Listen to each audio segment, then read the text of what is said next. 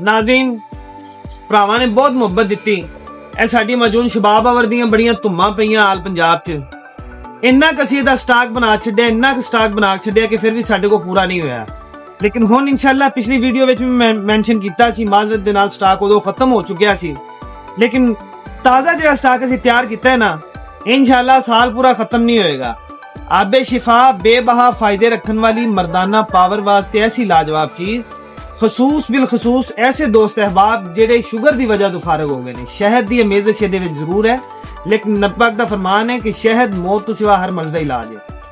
उन्होंने लोगों वास्ते भी सेक्सुअल पावर वास्ते बड़ी ही कमाल चीज, गोलियां, कैप्सूल, खमीरे, मजूना शजूना हर चीज नूं भुल जाओगे, छड़ दो सब। ए मुरक्कब इस्तेमाल करो, माजून शबाब आवर छाई पई है। जिन्हें जिन्हें इस्तेमाल की है साडा पक्का बेली बन जाता है, मखसूस जी माकूल जी प्राइस के अंदर और बेबहा फायदे दे नाल। मजीद किसी किस्म के मशरे वास्ते तुहाडा भरा किंग मान हाजिर है।